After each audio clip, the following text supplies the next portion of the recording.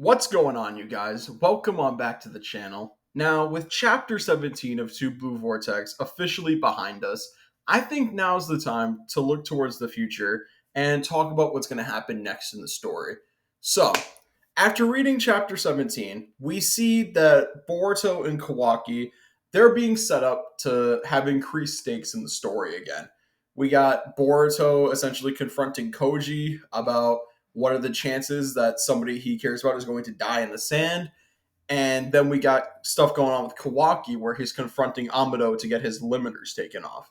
Now, on first viewing, it looks like these are two completely separate, isolated incidents. But after rereading the chapter, I fully believe that this is all part of Boruto and Kawaki's plan that they've made together. Now, why do I think that this is a plan that they've made? Well, a few chapters ago now, we know that Boruto and Kawaki essentially have teamed up now to combat the Shinju forces, and for a while we haven't really heard anything about it. Like we had one chapter that sets up stuff that's going on in the sand, and now we have chapter 17 where we're following up with all that. So we haven't really heard anything about Boruto and Kawaki's partnership for a little bit now. But I think this is where it starts. Boruto, on his end, is going to be essentially gauging what could be going on in the future from Kashin Koji. He's going to try and see, he's essentially trying to gain intel from Kashin Koji to see what he can do to try and save everybody without Jura showing up. He wants to know if there's anything that he can do to avoid that outcome. Because as we know, or as Boruto knows that if he goes to where they are now, as we know from Koji, Jura is going to show up and kill him. So he's trying to find out if there are any possible different scenarios in which if Boruto shows up, will Jura not arrive? Now, with stuff going on with Kawaki, that is very different because I think the stuff going on with Kawaki is going to be a lot more intense than what's going on with Boruto. Because I think with the stuff going on with Boruto is going to be like a mental chess match with Koji. This with Amado is going to be like very intense, but I think it's going to be over very quickly. So with Amado and Kawaki, this is going to be a very different situation than what happened with Code because as you even know, it's kind of like set up the same way. Like similar to Code, Kawaki has Amado pinned and he's demanding to have his limiters taken off. Now, the difference though is when we had it with Code, when this was going on with Code, Amado was just like, sure, like you're not a threat anyway, so I'll just take the limiters off you. Doesn't matter. And lo and behold, Code is still getting clowned to this day in the Boruto manga. So Amado had the foresight to be like, yeah, it's fine. We can take your limiters off. It's not a big deal.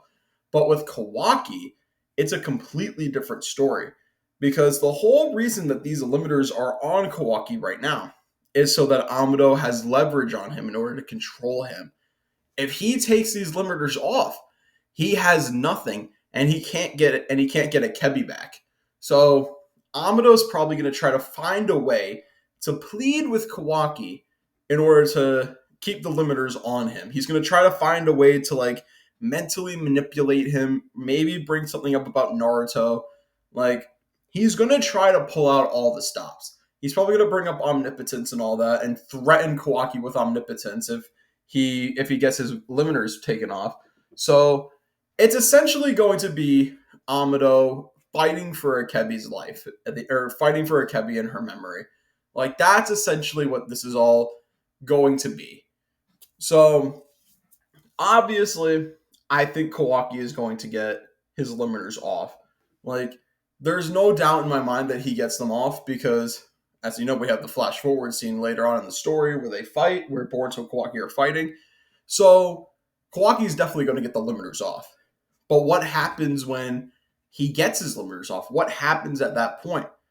Well, I think as soon as Kawaki gets his limiters off, he's going to contact Boruto that they're officially off and he's on his way to the sand.